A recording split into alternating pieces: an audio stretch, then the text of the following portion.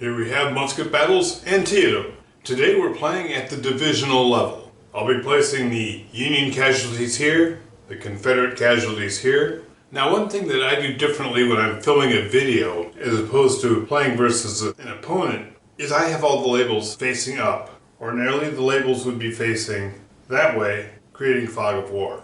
The exception to this is baggage trains. Baggage trains I have this way, with the labels down, and then when I unpack them, I have the labels showing. When I play solo, I find it simpler to just draw all the chits originally and lay them out. And I play them as drawn. Ordinarily, when playing versus an opponent, you draw them one at a time and you have an alter turn order mechanic that allows players to change the order of this. To help orient you to the situation, here's Sharpsburg, Jackson's over here with his corps, Longstreet's over here with his corps, Stuart is in the center with the cavalry. Lee is in downtown Sharpsburg, having some coffee. For the Federals, you've got Hooker and Sumner here, which will be the main drive, supported by Porter here, and Burnside here will be crossing the center bridge. Mansfield is holding here, and Pleasanton is here with his cavalry. Later in the morning, Franklin will be coming on with his corps, and in mid-afternoon, A.P. Hill will be coming on this road here, across the Potomac. Jackson's artillery can lead the lead elements of Sumner's corps, and they are sent reeling back. And the Confederate artillery is ineffective. Next is the Union artillery. The Confederate artillery is spent. The Union artillery on the hill fires into the sunken road at the Confederates. I count them as having cover. They use the 2 dice. They take some damage. The last of the artillery on the hill fires at the Confederate position south of Dunker Church. They are sent reeling back. Next is Jackson. He places his troops back up on the hill and fires again on Sumner's troops. Not without effect. We'll start up here and move down the line. Union troops are driven back. Porter's attack in the center. Though desperate, the combat is indecisive. No one's left in control of the area. In the sunken road,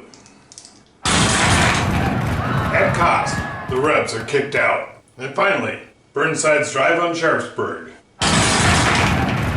His lead troops, which were green, are destroyed. The assault is driven back, but at a cost. Longstreet has lost his artillery reserve. Now it's late morning, and Franklin's 6th Corps arrives. Hooker's drive on the hill, this is going to be tough. The Southern artillery is pulled back. Doubleday's division with the 1st Minnesota drives D.H. Hill's men from the hill. Meanwhile, Jackson's men make short work of Meade's division. And Sumner's men are thrown back, but Jackson's men are exhausted. Fortunately, the bags are right here. They'll be able to recover next turn if they are not already contacted by Union troops. Now we have Hampton's drive on Wilcox's men.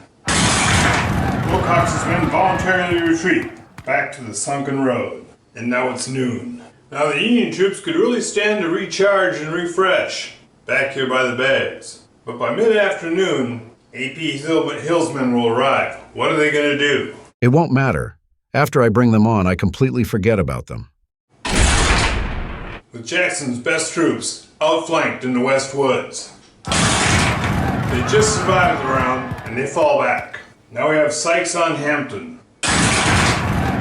Southern cavalry bloodies their nose and falls back. Here we have 6th Corps' attack on a detachment. Now they've just crossed the bridge, so they count as flanked the first round. The green elements of Smith's division retreat back into the river and they're eliminated. Now it's a normal even odds fight. Though the detachment is destroyed, the Federal assault was very, very costly. Now it's early afternoon. Here we have it, combat on turn 5. D.H. Hill's men facing Hooker's corps, again on this hill. With light losses, D.H. Hill's men are driven off the hill. Now in this particular combat, this battle is done first. Now after the first round of combat, the defender retreats first and then the attacker can retreat if they wanted. The only retreat they have though is straight back, and that would eliminate them. So they're going to fight it out. They actually survived the first round, but this retreat gets funky. They have to retreat all the way to here. To avoid running into Richardson's men, they push these two detachments ahead of them, and now it looks like that. Oh, and I forgot, I let myself do this because when I'm doing a video and playing solo, you can get pretty overwhelmed. Longstreet moved last, and that was going to be his move. Combat on Evans. Evans does the only hit, and that sends Rodman back. Then Evans falls back. Evans is a detachment, so again, they have no spent side, they just fall back. In the final combat, Longstreet's attack on Franklin. They each lost a block. Slocum falls back. This artillery. No effect. This artillery. No effect. So now we move to combat, late afternoon. Jackson's drive on Hooker's men. It's bloody and indecisive. Now, the Union Army is actually getting closer to breaking, but every block they can get rid of from Jackson's army weakens the position. They press on. In the end, no one is left in control. Here, French has a flank attack on Jackson, but actually Fitz-Lee's attack goes first. It's one hit on French, who's green, and flips him and drives him back. French got 2 hits on Fitz-Lee, one's absorbed by elite, one flips him to spent. So even though the North is technically contacting the Southern bags, Jackson still contacting them prevents this from ending the game. Turn 7. Longstreet's men. You know, I didn't do Longstreet's combat last turn. We have Evans' brigade. Now Union artillery can flank attack McLaws, though not with great effect. G.H. Hill falls back and allows the artillery to fire on Doubleday, sending the lead elements back. Stewart supports Hampton with a flank attack. And now we move on to combat. And let's try to get it all this turn. This is a critical one. Now what you do in this case is you ignore the bags, because you can't hide behind the bags when you're protecting the bags. So you've got Jackson facing off against Sumner's troops. Sumner's troops do 2 hits on Jackson's corps.